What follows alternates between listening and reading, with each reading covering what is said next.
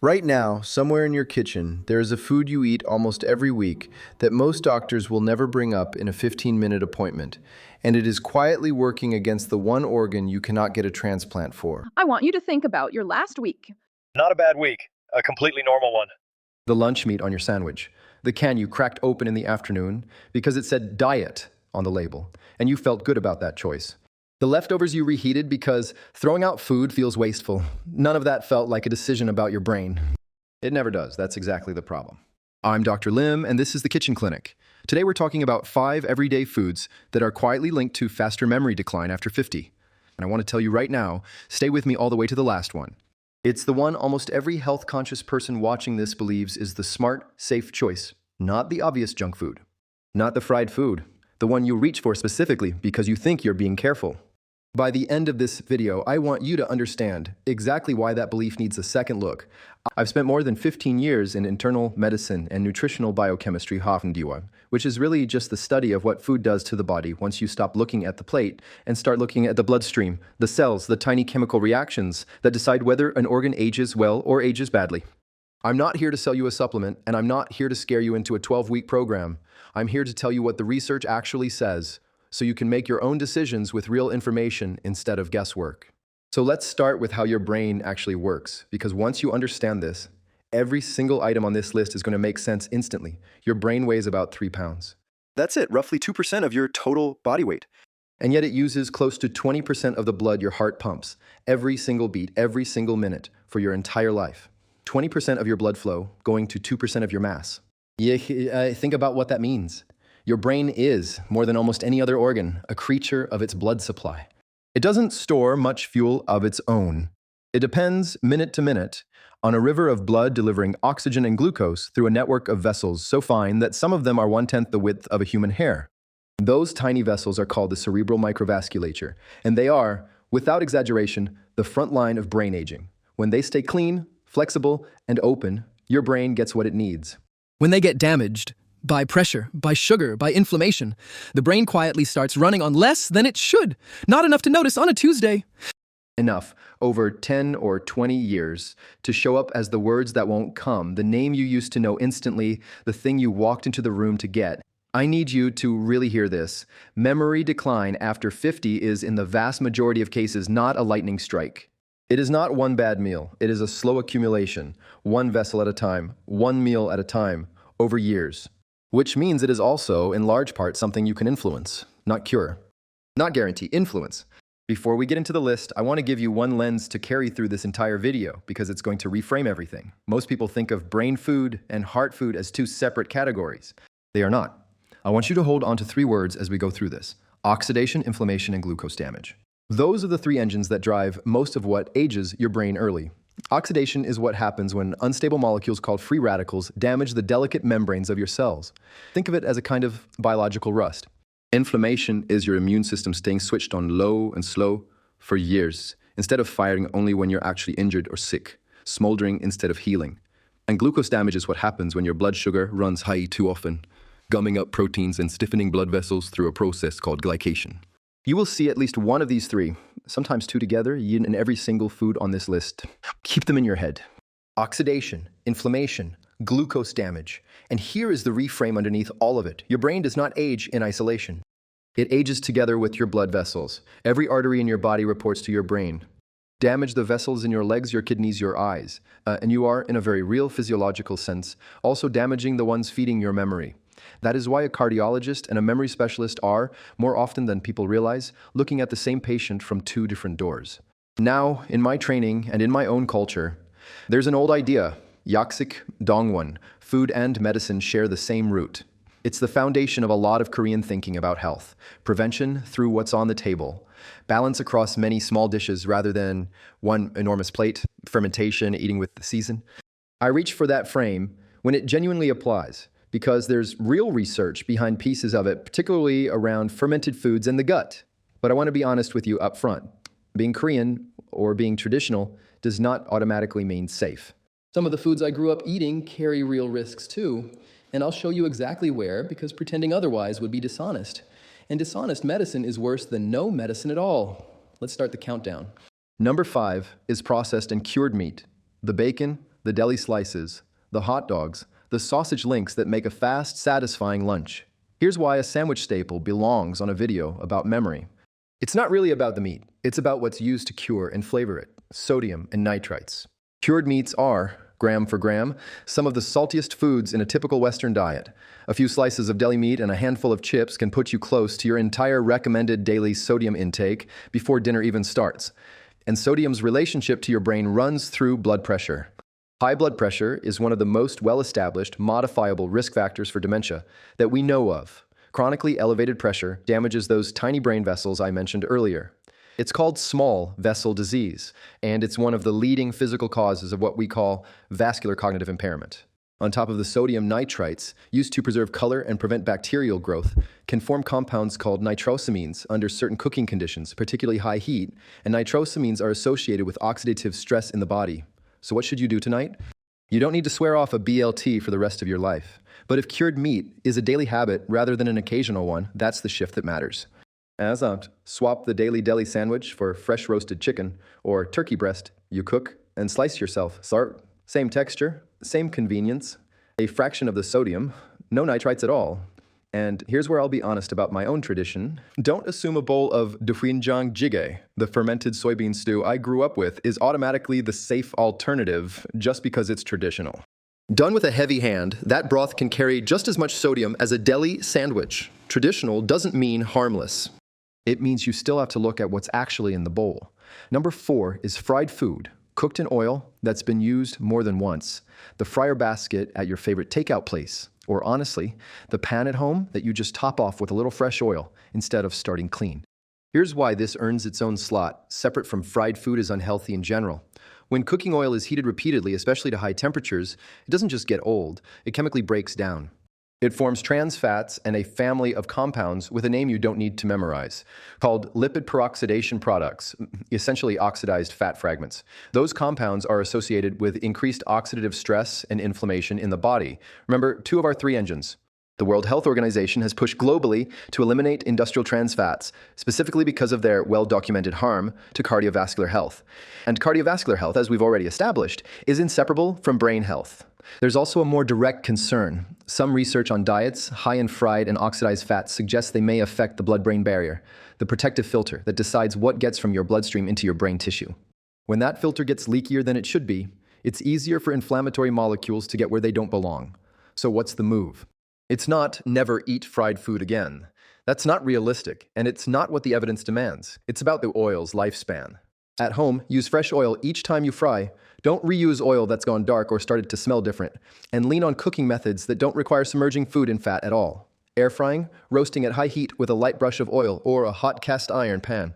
When you're eating out, understand that a busy fryer used all day for a dozen different foods is by definition reused oil, an occasional treat, not a daily habit. Now stay with me because numbers 3 and 2 are the ones that surprise almost everyone I talk to about this. And I'd say, including people who are already trying hard to eat well. Number 3 is ultra-processed packaged food. And I mean this broadly. Packaged snack cakes, flavored chips, sweetened breakfast cereals, most instant noodle cups. A lot of what sits in the center aisles of the grocery store with an ingredient list you'd need a chemistry degree to fully parse. Here's why this belongs here. And it might be the most important mechanism in the whole video, because it's the least talked about. A large study following tens of thousands of adults through the UK Biobank, published in the journal JAMA Neurology, found that as ultra-processed food made up a larger share of someone's daily diet, their risk of developing dementia over the following years rose meaningfully. This isn't about any single scary ingredient. It's about what ultra-processing does as a whole. It strips out fiber, it concentrates refined starches and sugars that spike your blood glucose fast and hard. And many of these products are engineered, genuinely engineered by food scientists, that's a real job, to be intensely palatable in a way that encourages you to eat more than you intend to. Remember our third engine, glucose damage? Repeated blood sugar spikes day after day contribute to glycation, that stiffening and gumming up of proteins throughout your blood vessels, including the small ones feeding your brain. So what should you actually do?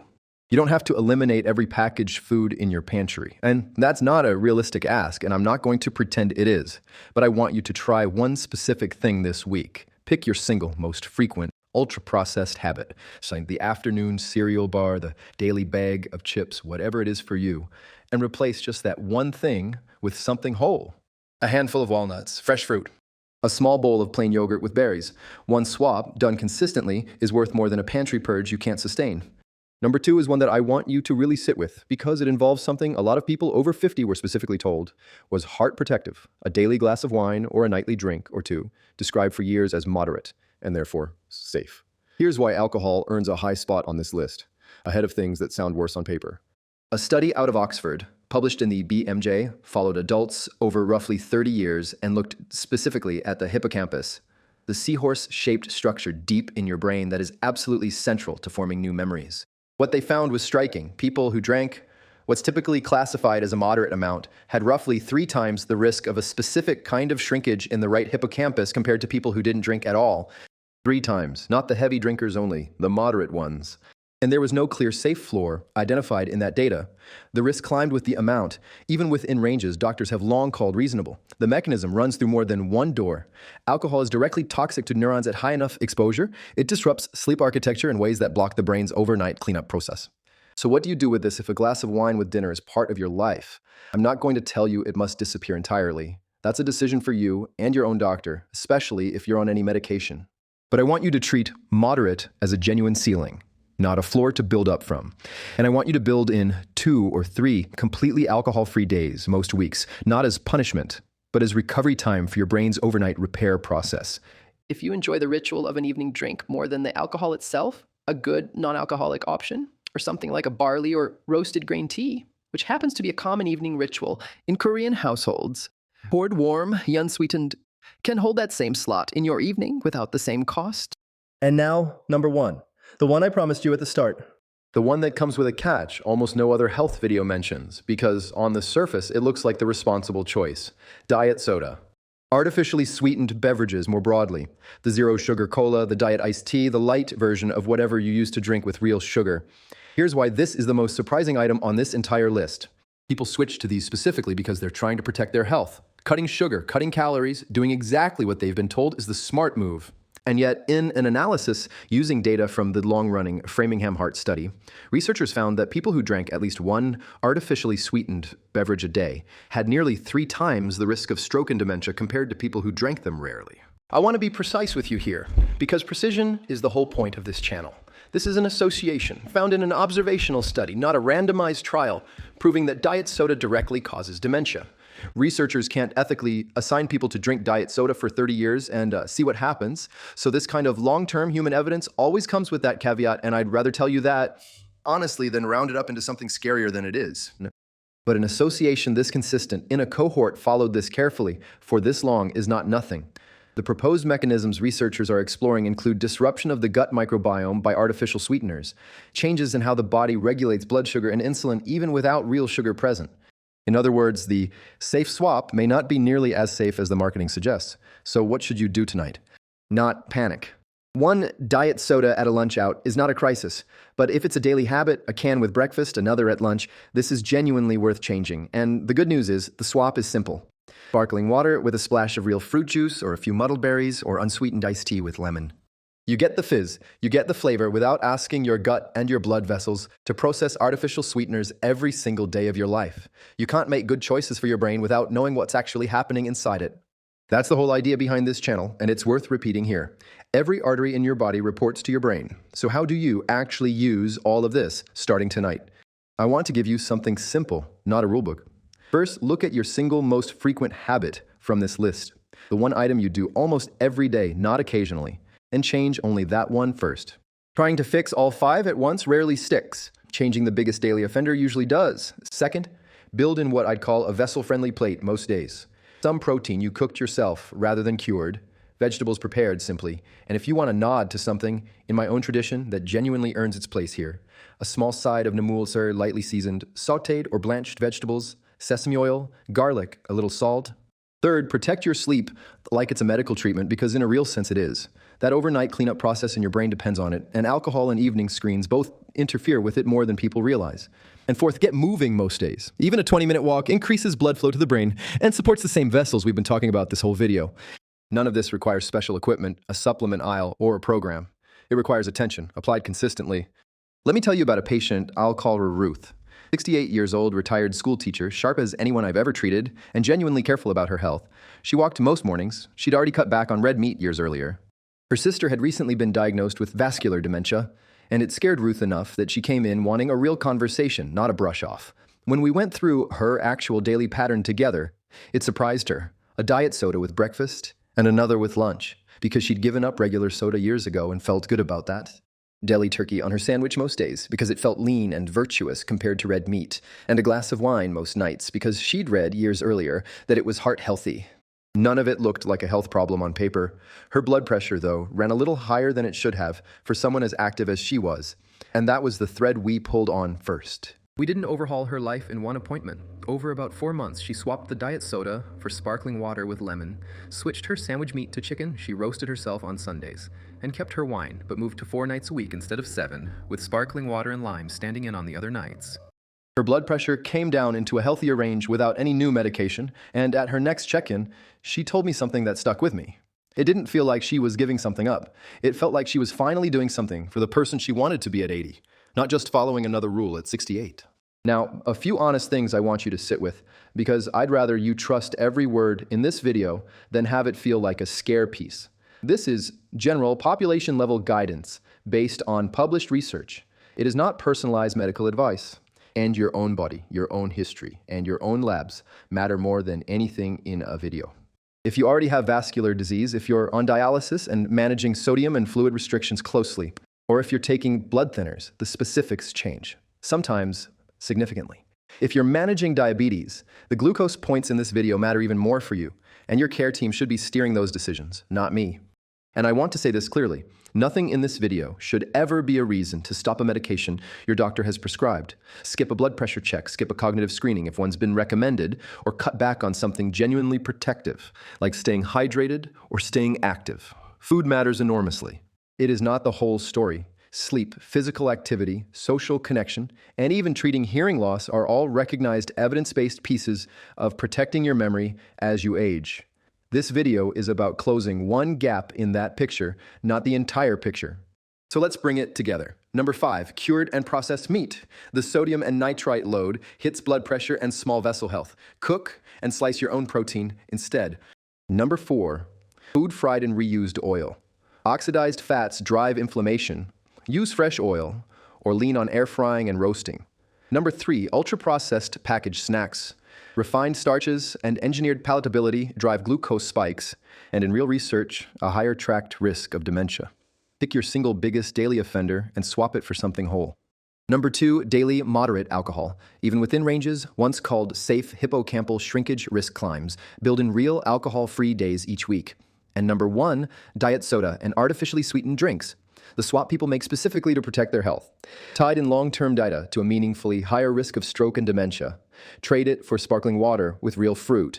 If you only start with one thing tonight, start with whichever of these is a genuine daily habit for you, not an occasional one. That's where the real leverage is. Small, consistent changes to a daily pattern beat a dramatic overhaul you can't sustain every single time. I want to know which one of these 5 surprised you the most. Tell me in the comments. I read every one of them. And if you're already making one of these changes, tell me which and how it's going, because that helps other people watching decide where to start too. If this video gave you something you didn't have 15 minutes ago, consider subscribing. This channel exists to bring you real, sourced information about aging well after 60, without the sales pitch and without the panic. And if someone in your life reaches for a diet soda every single day because they think it's the responsible choice, a parent, a spouse, a friend, send them this video. It takes 10 seconds. And it might be the 10 seconds that changes their next decade.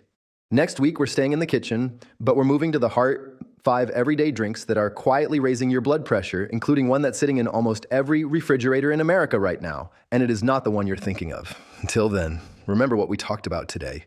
Every artery in your body reports to your brain. Take care of them, and you're taking care of the mind that makes you you.